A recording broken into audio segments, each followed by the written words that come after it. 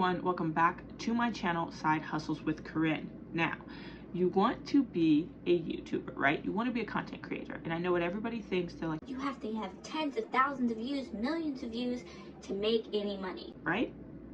Wrong.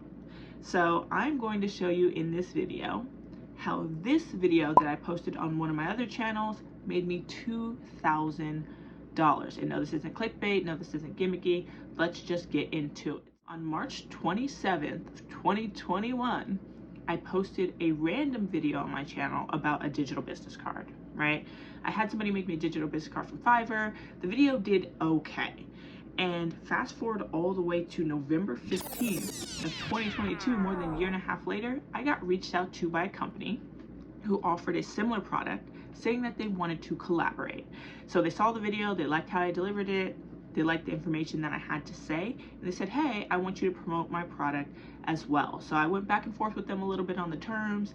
I negotiated $500 for a dedicated video, plus $150 for a little bit of additional things, and that struck our partnership. And the great thing about it is we collaborated 2 more times after that, plus I have more collaborations with them coming down the pipeline. So from one video, which at the time literally only had like 500 views, so it's not as if it was a great video, has made me $2,000 and counting, because I have affiliate links and money that I get paid out from that.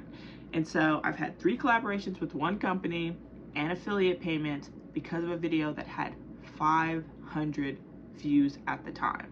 So the question is, why? Why would they go out of their way to pay me $650 to make a 6-minute video for them when they can go and get a much bigger influencer, when they can go and get somebody else who has double what I have, who has triple what I have?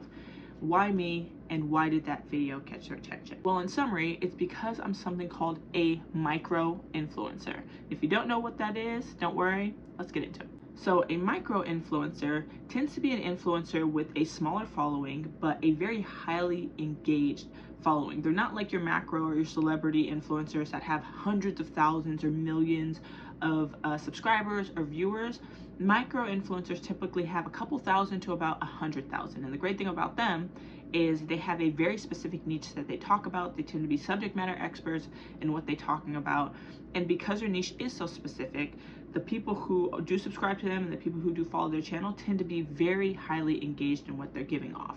And so there's a lot of benefits about why brands now are actually flooding towards micro-influencers when it comes to promoting their brand. So let's get into a couple of the reasons why. So the first reason that brands really like micro-influencers is because of authenticity, right? When you have a smaller following, the information that you tend to give off tends to come from a more authentic place and genuine place for whatever it is that you're talking about.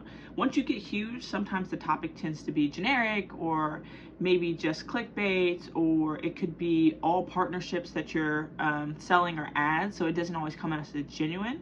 And so the good thing about having a very authentic presence when you do create your YouTube channel is that when you are promoting a product, then your subscribers can feel like, okay, what you're actually promoting is a genuine thing that you use, that you like, that you would recommend, and so they're more likely to engage with whatever it is that you're pushing through.